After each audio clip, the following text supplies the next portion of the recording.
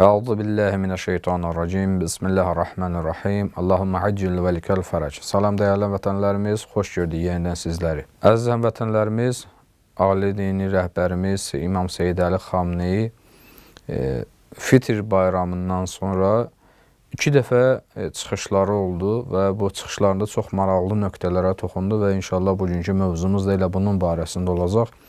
Bu videomuzda mən bu məsələləri sizə çatdırmağa çalışacağım önəmindən dolayı. Əziz rəhbər 2 nöqtəyə işarə elədi. Nöqtələrdən birincisi İsrailin 2 il müddətində törətdiyi cinayətlərdir. Ki, həqiqətən də biz bu 2 il ərzində öz bacardığımız qədər kanalımda, videolarımda bunlara işarə etməyə çalışdım. Həm mən, həm mənim timsalımda digər ruhani qardaşlarımız zəhmət çəkdilər. Allah həcirlərini versin, Allah müvəffəq etsin.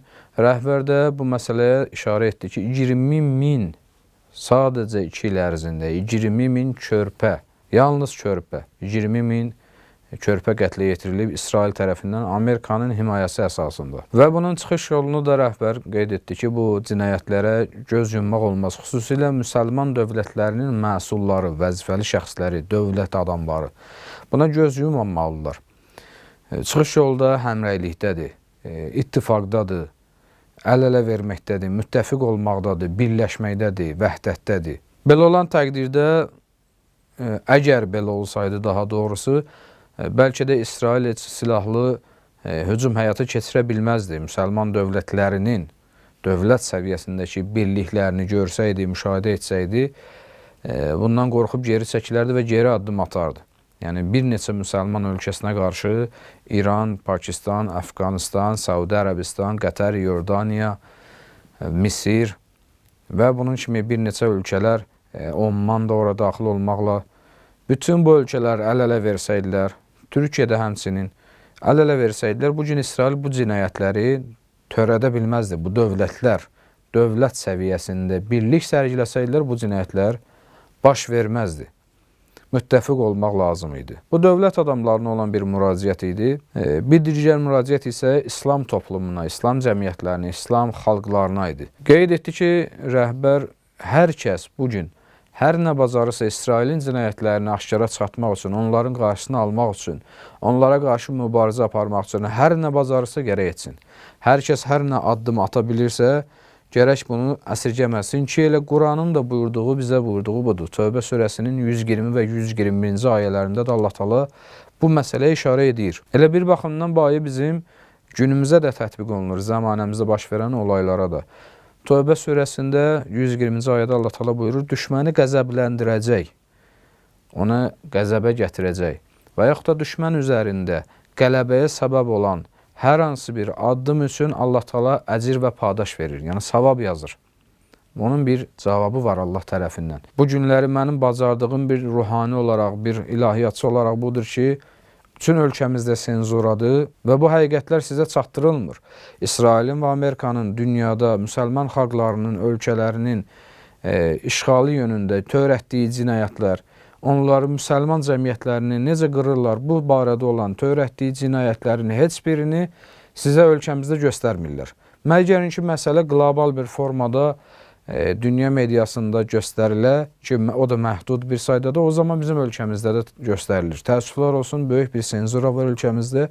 Həqiqətlər sizdən gizlədilir bu barədə. İsrail barəsində olan məsələlərdə xüsusilə sizdən gizlədilir. Mənim də bacardığım budur ki, belə bir şəraitdə mən öz gücüm yetdiyi qədər təhlil etməklə də olsa bu videoları hazırlayam, sizlərə çatdıram. Siz də bu həqiqətlərdən agah olasınız. Mən İsraili qəzəbləndirmək yönündə, düşmən üzərində qələbə çalmaq yönündə ata biləcəyim addımlardan biri budur ki, bunu da edirəm. Siz də həmçinin bu videoları izləyə bilərsiniz.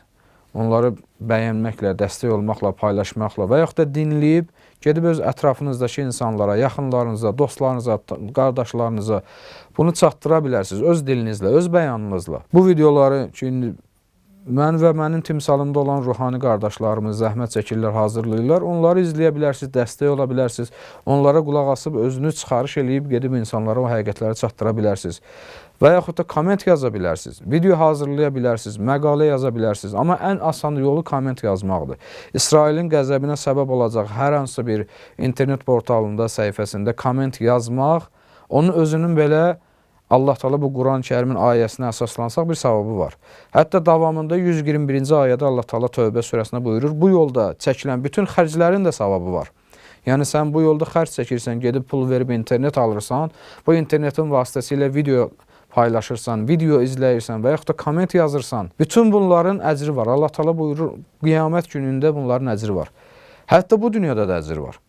Bu dünyada da ki, nəticəsi və səmərəsi bundan ibarət olur ki, sənin yazdığın kommentlərin, sənin paylaşdığın videoların, sənin hazırladığın videoların sayəsində dünya ictimaiyyəti İsrailin və Amerikanın törətdiyi cinayətlərdən xəbərdar olur. Ki, elə sizlərin, sizin kimi əzizlərin paylaşımları, kommentlərinin sayəsində və bizim əziz ruhani qardaşlarımızın hazırladığı təhlil videolarının sayəsində olsun. Elə bunların səmərəsidir ki, artıq dünya xalqları, dünya ictimaiyyəti İsrailin cinayətlərindən bir qismdə olsa xəbər olur və hər gün aksiyalar keçirilir və sizlər də bunu şahidisiniz. Müxtəlif internet səhifələrində, Instagram olsun, YouTube olsun və yaxud da digər internet portallarında siz bunları izləyirsiniz. Görürsünüz artıq İsrailin əleyhinə şüarlar səsləndirilir, aksiyalar keçirilir, etirazlar, hətta bunlara siyasətçilərdir. Bəzi dövlət adamları, haqpərəst, ruhu pak və azad olan, müstəqil fikirli olan insanlar da buna qoşulur, o etirazlara qoşulur. Bunlar hər biri bu ayənin əsasında, bu Quran-ı Kərimin bu ayəsinin əsasında